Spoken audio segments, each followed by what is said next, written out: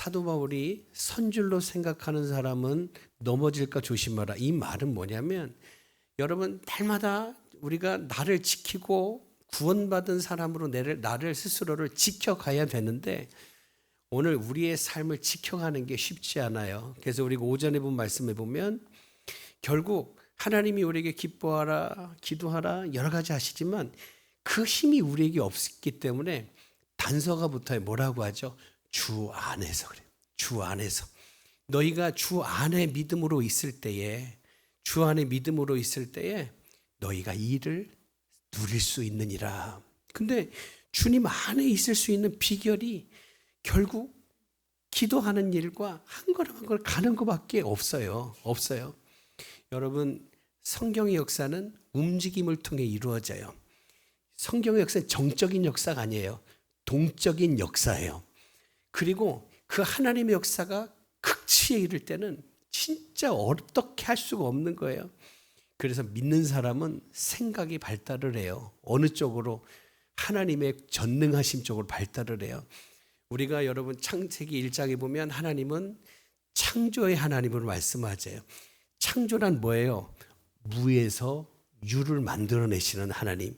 근데 무에서 유를 만드시는 하나님은 권능의 하나님이기 때문에 하시는 거예요. 그렇죠?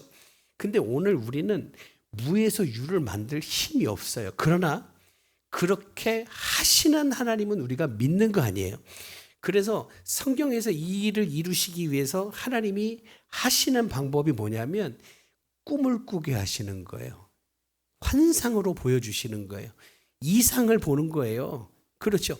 그러면서 그 속에서 순종하게 하시고 그리고 그것을 이루어 가시는데 하나님이 보여주시고 나가니까 있잖아요.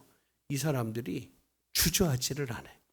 여러분 우리의 생각이 하나님의 전능하심 안에서 무한히 펼쳐질 수 있어야 되겠어요.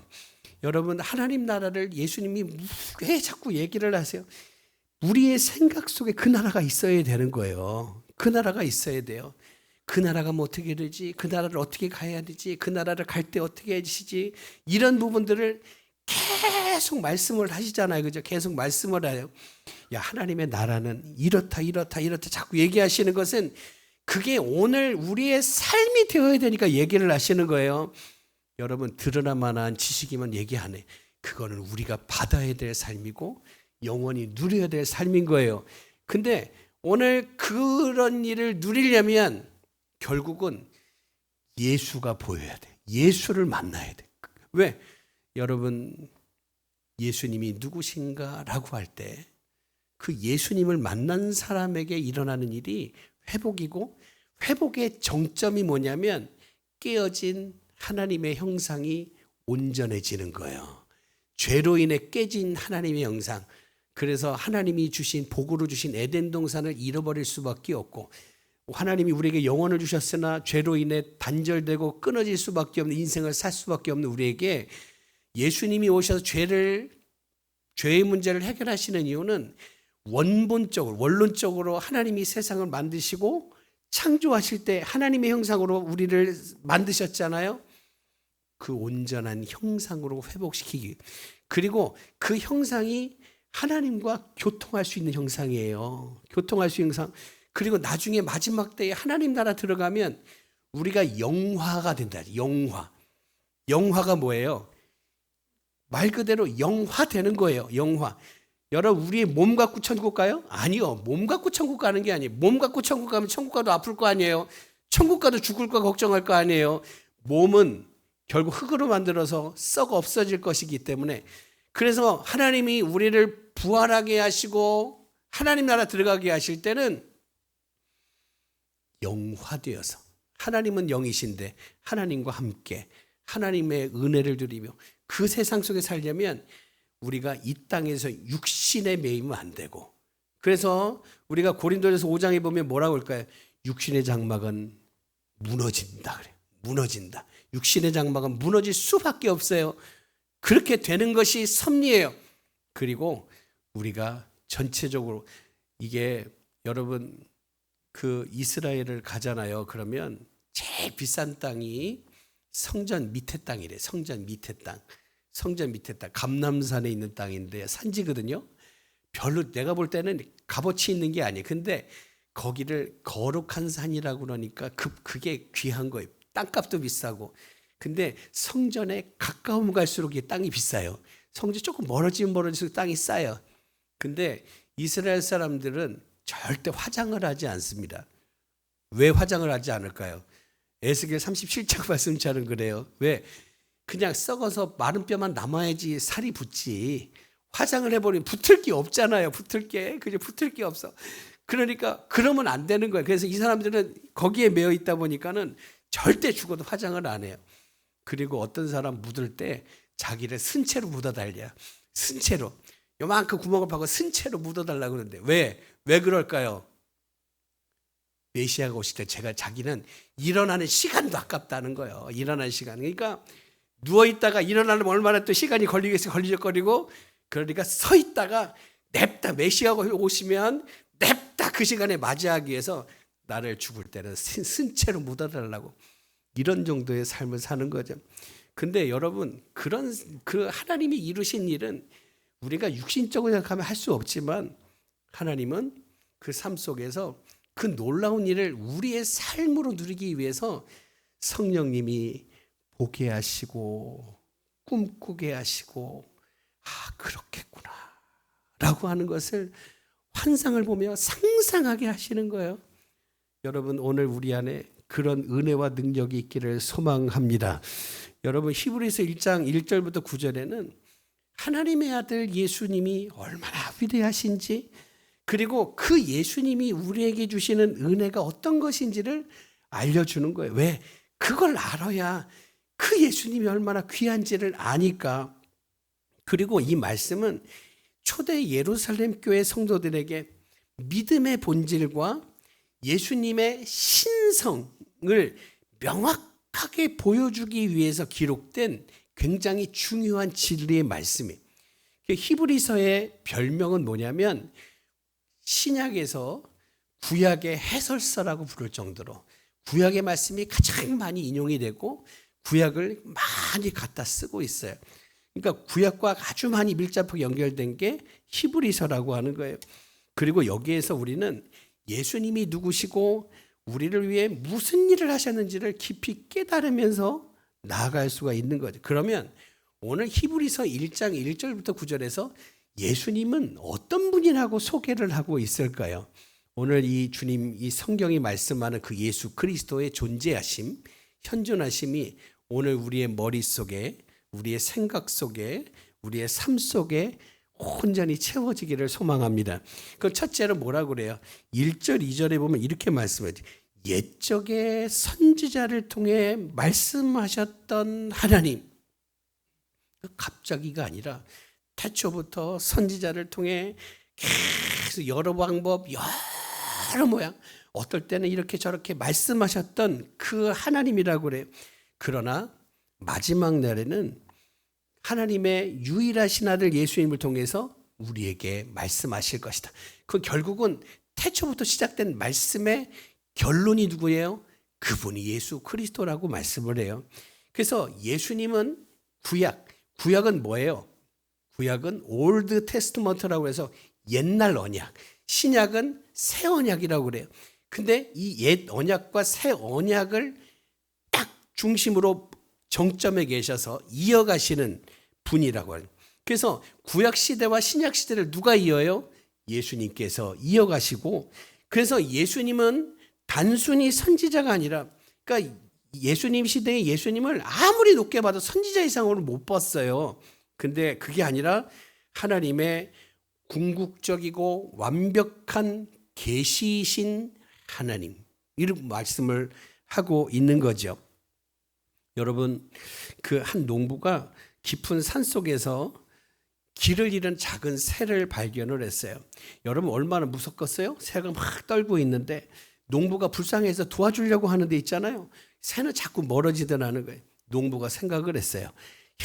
내가 만약 이 새처럼 작은 새가 될 수 있으면 저 새가 내가 자기를 위해 줘서 안전한 곳으로 인도하려고 하는 것을 잘 설명해 줄 수 있을 텐데, 근데 못해서 답답하다라고 하는 거예요. 여러분 우리가 하나님의 지혜, 하나님의 사랑을 이해를 다 못할 때가 많아요. 하지만 하나님은 그래도 포기하지 않으신다. 하나님은 그래서 더 사랑하심으로 그래서 나온 게 뭐예요? 그게 성육신이에요. 성육신이에요. 예수님을 통해서 하나님의 계획을 알려주시고 하나님의 능력을 알려주시고 그러면서 오늘 우리에게 보여주시고 깨닫게 하시는 거예요. 오늘 예수 그리스도는 창조 때부터 마지막에 결론이 되시는 말씀이신 하나님. 오늘 그래서 예수님을 영접하고 받아들여야 될 명분이 되는 거죠. 그리고 두 번째는 3절에 보니까 뭐라고 하냐면 예수님은 하나님의 영광의 광채요 본체의 형상이라 그래요. 여러분 영광의 광채, 본체의 형상. 여기서 중요한 것은 예수님이 본질이라고 하는 거예요. 본체. 네, 영광의 형상. 그러니까 하나님의 형상의 본질. 영광의 광채의 본질. 대리자가 아니라는 거예요. 대리자가 아니라 본질이라고 하는 게 중요한 거예요. 그래서 예수님이 창조주시고 만물을 붙드시는 분이고 그리고 그러므로 인해서 죄를 깨끗하게 하시는 구속의 역사를 이루셨다라고 말씀을 해요. 여러분 우리가 종종 우리가 부딪히는 딜레마가 뭐냐면 하나님의 임재를 못 느끼겠어요. 이거예요. 하나님의 임재를 못 느끼겠다. 근데 이 말씀은 예수님이야말로 하나님의 임재를 가장 완전하게 보여주는 분이라는 것을 상기시켜 주는 거예요. 여러분 우리가 예수님을 바라볼 때 뭘 봐요? 하나님의 사랑, 하나님의 영광을 보는 거예요. 하나님의 사랑. 우리가 삶 속에서 어떤 어려움이 있다 해도 여러분 우리가 예수님을 붙들 때 영광으로 인도하시는 하나님의 손길을 누릴 수가 있어요. 근데 중요한 것은 뭐냐면 오늘 그 말씀을 주신 우리가 성경에 자꾸 안에 거한다, 안에 거한다, 안에 거한다라고 하잖아요. 그 안에 거한다라고 하는 것은 결국 우리의 생각의 둘레, 말하는 둘레, 행함의 둘레를 결정지어 주는 거 아니겠어요? 결정지어. 나의 안에 거하라. 예수님이 책임지신. 근데 오늘 그러한 예수님의 역사를 누리려면 아까 말씀드린 것처럼 내가 생각하는 것이 말씀 안에서 이루어져야 되는 거예요. 주님께서 우리에게 각각의 다른 은혜를 주시는데 아픈 사람 내가 고쳐주리라 하는데 근데 고쳐준다는 생각을 죽어도 안 해. 하나님이 나에게 치유를 하신다는 걸 죽어도 안 해. 계속 안 된다, 안 된다, 안 된다. 생각의 방향이 다른 데로 향하고 있어요. 여러분 그런 사람에게 역사 아니에요. 그렇지 않아요. 오늘 하나님은 따라오라 그래. 따라오라. 여러분 귀신 들린 아들의 아버지가 왔어요. 할 수 있거든. 얘기하잖아. 할 수 있거든. 근데 예수님 뭐라 그래요? 믿는 자에게 예수님께서 능히 하지 못할 우리가 자꾸 착각을 하는데 믿는 자가 모든 걸 다 한다는 얘기가 아니라 믿는 자에게 하나님께서 능히 하지 못하실 일이 없다는 거예요. 근데 못 믿잖아요. 못 믿다 보니까 그거 생각을 안 해요. 못 믿다 보니까 그걸 얘기를 안 해. 못 믿다 보니까 순종을 하지 않아. 그리고 자꾸 작용만 운을 하면 여러분 한 해 은혜 누리기를 원합니까? 은혜를 받을 은혜를 생각을 하고 받을 은혜를 말하고 받은 은혜를 따라서 되도록 여러분 삶을 이어가기를 주의 이름으로 축복합니다. 그리고 세 번째는 뭐라고 그러냐면 예수님은 천사보다 뛰어나다고 그래요. 4절부터 9절에 보니까 예수님이 천사보다 뛰어나다. 천사는 아무리 대단해도 그저 종일 뿐이에요. 누구의 종? 하나님의 종일 뿐이에요. 근데 예수님은 아들이시잖아요. 하나님의 아들이고 영원한 보좌에 앉아 계시. 8절에 보세요. 하나님이여 주의 보좌가 영영하며 주의 나라의 규가 공평한 균이다 이렇게 얘기를 해요. 이게 시편 45편 6절의 말씀인데 뭘 얘기합니까? 예수님의 왕권, 예수님의 공의로우심을 얘기해요. 공의로우심. 여러분 우리가 공의라고 하는 것은 전체적으로 의로운 거 아니에요. 사적인 사람의 의는 바뀌어요. 근데 하나님의 공의는 바뀌지 않아요. 근데 그 하나님은 공의로우신 분이라고 할 것 같으면 죄는 물어야 되는 거 아니겠어요? 죄의 대가를 물어야 되는 건데, 근데 중요한 건 동시에 하나님 우리를 사랑하시는 분이에요. 여러분, 공의로움을 따진다면 죄는 반드시 재판을 받아야 돼. 심판을 받아야 돼. 생명은 생명으로만 속량할 수 있어요. 피 흘리심이 없이는 죄사함이 없다라고 하는 건 생명은 생명으로만 해결할 수 있다라고 하는 거죠. 근데 그 생명, 죄를 없이 하는 생명은 죄가 없어야 되는 거예요. 예수님께서 하나님이 정하신 공의를 이루시고 나아가서 우리를 구원하시기 위해 죄는 재판받아야 되고 심판을 받아야 되고 대가를 치러야 되니까 예수님이 십자가에 올라가셨는데, 근데 그 올라가는 사람이 죄가 없어야 되잖아요. 근데 사람 중에 죄가 없는 존재가 없어. 그래서 하나님께서 친히 사람의 몸을 입고 이 땅에 오신 거예요. 그러면서 하나님이 정하신 공의의 조건을 맞춰 가시는 거지. 그리고 피를 흘린다고 하는 거, 피 흘려서 생명을 대체한다는 건 죽는다는 뜻인데 하나님은 영원하시며 죽지 못하잖아요. 그래서 사람의 몸을 입고 오셔서 십자가에서 죄 때문에 죽으시고, 근데 거기까지는 인간으로서 할 수 있는 일이고, 그리고 그 다음에 죽음으로 끝나면 그냥 죄로 끝난 거예요. 근데 하나님이 우리에게는 영원한 나라를 열어주시기 원하시니 부활의 역사가 해야 되는데 이건 누가 하시는 거예요? 이건 또 하나님이심, 예수 그리스도께서 하나님이심으로만 이루어질 수 있는. 그래서 예수님이 우리에게 은혜를 주시는 것은 예수님의 인성과 신성이 모아져서 완전하신 예수 그리스도, 하나님이시기도 하고 사람이시기도 한 예수님께서 우리에게 베풀어 주신 은혜라고 할 수가 있어요. 다시 말하면 오늘 우리의 죄사함의 은혜와 그 죄를 온전히 해결해 주심은 오직 예수님만이 주실 수 있는 은혜이고, 그 은혜와 사랑의 결정체가 뭐냐? 그게 십자가라고 하는 거예요. 십자가다. 여러분, 예수님은 결국 오늘 우리의 삶 속에서 처음과 마지막을 얘기할 때 예수님은 본질이시고 말씀이시고, 그리고 우리가 영원토록 믿고 따라가야 될 주님이심을 우리가 기억해야 되겠어요. 그리고 그 예수 안에 믿음으로 거할 때, 그 예수 안에 순종으로 거할 때 오늘 우리는 하나님이 말씀하신 은혜와 진리를 풍성하게 경험할 수가 있게 되는 겁니다.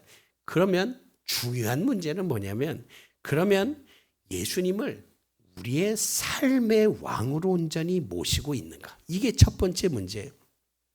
그리고 두 번째는 나를 위해 하신 일에 대해서 감사하고 그 주님이 하신 일을 영광스럽게 나타내고 있는가라고 하는 거예요. 전도는 뭐예요? 주님께서 나를 위해 하신 일들을 나누는 거예요. 전하는 거예요. 복음은 뭐예요? 하나님이 통치하심으로 우리에게 구원의 길이 열렸다. 이게 복음의 좋은 소식이지. 예수님만이 하실 수 있었다라고 하는 거예요. 오늘 여러분 이 말씀을 기억하고 나서 오늘 한 주간 살 때 예수님의 위대하심을 묵상하시기를 바라요. 예수님의 은혜를 묵상하시길 바라요. 오늘 주신 은혜가 무엇인가? 나에게만 주신 은혜가 뭔가? 내가 영원토록 하나님 나라 가게 주신 은혜가 어떤 것인가? 그리고 이 놀라운 은혜를 주신 예수님이 얼마나 위대하신가? 그 주님을 계속 묵상하고 묵상함으로, 그리고 그 주님께 오늘도 맡기고 내일도 맡기고 주님 앞에 맡기고 순종할 수 있는 그런 삶을 살아갈 수 있기를 주의 이름으로 축복합니다. 여러분, 동행은 내가 하는 게 아니에요. 주님의 동행하심을 우리는 따라갈 뿐인 거예요. 그래서 우리는 주님을 나의 목자라고 또 부르는 거지. 오늘 예수 안에 이번 하루가 주님이 뜻이 우리 안에 생각 속에도 살아있고 말할 때도 살아있고 행동에도 살아있어서 오늘 그 은혜가 드러날 수 있는 그런 복된 삶을 사시기를 주의 이름으로 축복합니다. 우리 기도합니다. 하나님 아버지 감사합니다. 주님, 우리의 삶의 주권자가 되시옵시고, 하나님 태초부터 시작된 말씀,